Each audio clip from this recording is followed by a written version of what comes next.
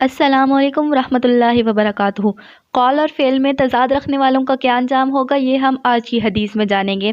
عن اسامہ بن زید رضی اللہ تعالیٰ عنہ قال قال رسول اللہ صلی اللہ علیہ وسلم، حضرت اسامہ بن زید رضی اللہ تعالیٰ عنہ سے روایت ہے، رسول اللہ صلی اللہ علیہ وسلم نے فرمایا، یجاء بالرجل یوم القیامۃ فیلقی فی النار، ایک آدمی کو قیامت کے دن لایا جائے گا، پس اسے دوزخ میں ڈالا جائے گا۔ فتندلق اقطابہ فی النار، اس کی آنتیں آگ میں نکل پڑیں گی۔ فیطحن فیہا کطحن الحمار بیرہاہ، پس وہ اس کے گرد ایسے چکر لگائے گا جیسے گدھا اپنی چکی کے گرد گھومتا ہے۔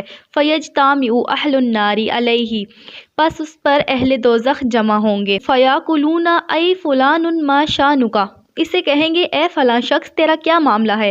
الیس کنت تأمرون بالمعروف وتنہانا عن المنکر، کیا تو ہمیں نیکی کا حکم نہیں کیا کرتا تھا اور تو ہمیں برائی سے منع نہیں کرتا تھا؟ قالا، وہ کہے گا کنت آمرکم بالمعروف ولا آتیہ وانہاکم عن المنکر وآتیہ، وہ کہے گا میں تمہیں نیکی کا حکم دیتا تھا اور خود نہیں کرتا تھا، اور تمہیں برائی سے روکتا تھا اور اسے خود کرتا تھا۔ اس حدیث مبارکہ میں بے عمل شخص کے انجام کے متعلق بتایا گیا ہے، یعنی وہ شخص جو دوسروں کو تو برائی سے روکتا ہے لیکن خود وہی برائی کرتا ہے، اور وہ شخص جو دوسروں کو نیکی کا حکم دیتا ہے لیکن خود وہ نیکی نہیں کرتا۔ مثال کے طور پر ایک شخص جو دوسروں کو یہ کہتا ہے کہ تم 5 وقت کی نماز ادا کرو لیکن خود وہ ایک نماز بھی ادا نہیں کرتا، اس طرح ایک شخص جو دوسروں کو منع کرتا ہے کہ تم نے یہ برائی نہیں کرنی لیکن وہ خود وہی برائی کر رہا ہوتا ہے۔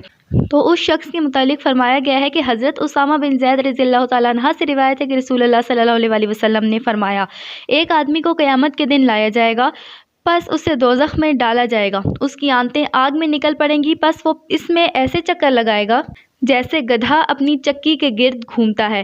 اس پر اہل دوزخ جمع ہوں گے، اس سے کہیں گے اے فلاں شخص تیرا کیا معاملہ ہے، کیا تو ہمیں نیکی کا حکم نہیں کیا کرتا تھا اور تو ہمیں برائی سے نہیں منع کرتا تھا؟ وہ کہے گا میں تمہیں نیکی کا حکم دیتا تھا اور خود نہیں کرتا تھا، اور تمہیں برائی سے روکتا تھا اور اسے خود کرتا تھا۔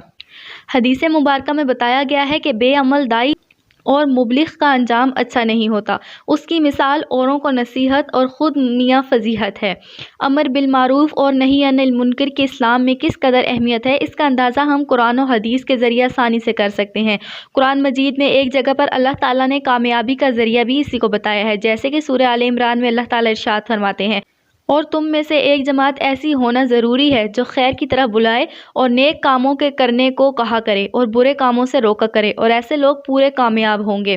ایک اور موقع پر رسول اللہ صلی اللہ علیہ وسلم نے فرمایا، میں نے معراج کی رات میں دیکھا کچھ لوگوں کے ہونٹ آگ سے بنی ہوئی کینچیوں سے کاٹے جا رہے ہیں۔ میں نے جبرائیل علیہ السلام سے پوچھا یہ کون لوگ ہیں؟ انہوں نے کہا یہ آپ کی امت کے واعظین و مقررین ہیں، یہ دوسروں کو نیکیوں کی تعلیم دیتے مگر خود عمل نہیں کرتے تھے، یعنی ایسے لوگ آخرت میں عبرتناک انجام سے دوچار ہوں گے۔ جس طرح مسلمانوں کی کامیابی امر بالمعروف اور نہی عن المنکر کو اختیار کرنے میں ہے، اسی طرح اس کو چھوڑ دینے میں مسلمانوں کی ناکامی ہے۔ اس کا اندازہ مذکورہ حدیث مبارکہ سے کیا جا سکتا ہے۔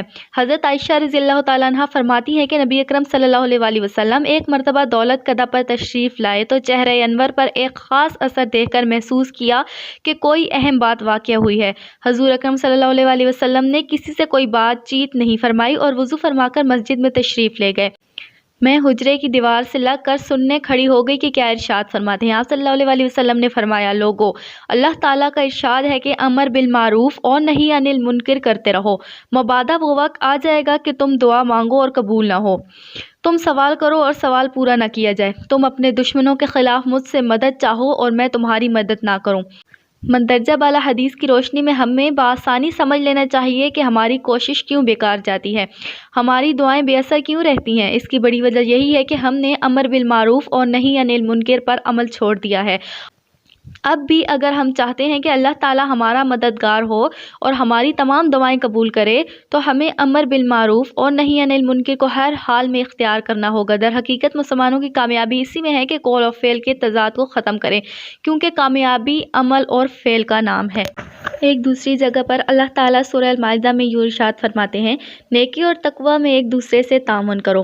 امر بالمعروف اگرچہ فرض کفایہ ہے لیکن بعض مواقع پر فرض عین کا درجہ اختیار کر لیتا ہے۔ مثلاً کسی جگہ پر ایک ہی شخص شرعی معاملات سے آگاہ ہے تو سچی بات کا اظہار فرض عین ہے۔ نہیں انل منکر کے متعلق آپ صلی اللہ علیہ وسلم نے فرمایا، اس ذات کی قسم جس کے قبضے میں میری جان ہے، دو باتوں میں سے ایک ضرور ہوگی، یا تو تم امر بالمعروف اور نہی انل منکر کرتے رہو گے، یا ان قریب تم پر خدا تعالیٰ عذاب نازل فرمائے گا، اور اس وقت تم خدا سے دعا کرو گے اور تمہاری دعا قبول نہ کی جائے گی۔ آپ صلی اللہ علیہ وسلم نے فرمایا، اگر کسی قوم میں کوئی گناہ کا ارتکاب کرتا ہے اور وہ قوم قدرت کے باوجود اس شخص کو اس گناہ سے نہیں روکتی تو اس پر دنیا میں عذاب الہی مسلط ہو جائے گا۔ حضرت جبرائیل علیہ السلام کو حکم ہوا کہ فلاں بستی کو تباہ کر دیا جائے۔ انہوں نے عرض کیا، اس بستی میں ایک ایسا آدمی ہے جس نے کبھی تیرے حکم کی نافرمانی نہیں کی۔ فرمایا، اگرچہ اس نے میری نافرمانی نہیں کی مگر اس کے سامنے میرے احکام کو توڑا جاتا ہے اور اس کے ماتھے پر بل تک نہیں آتا، اس لیے ان سب کو عذاب میں گرفتار کیا جائے۔ حضرت یوشع علیہ السلام پر وحی کی گئی کہ تمہاری امت کے 1,00,000 افراد مبتلا عذاب ہوں گے، جن میں سے 60,000 برے اور 40,000 نیک ہوں گے۔ انہوں نے عرض کیا، برے لوگ تو عذاب میں مبتلا ہوں گے مگر نیک لوگ کیوں اس کا شکار ہوں گے؟ اللہ تعالیٰ نے فرمایا، نیک لوگ اس لیے عذاب میں شریک ہوں گے کہ وہ دوسروں کو برائیوں سے نہیں روکتے تھے۔ آج کا مسلمان اگر یہ چاہتا ہے کہ اللہ تعالیٰ ہمارا مددگار ہو اور ہماری تمام دعائیں قبول کرے تو ہمیں امر بالمعروف اور نہی عن المنکر کو ہر حال میں اختیار کرنا ہوگا۔ در حقیقت مسلمانوں کی کامیابی اسی میں ہے کہ قول و فعل کے تضاد کو ختم کریں، کیونکہ کامیابی عمل اور فعل کا نام ہے۔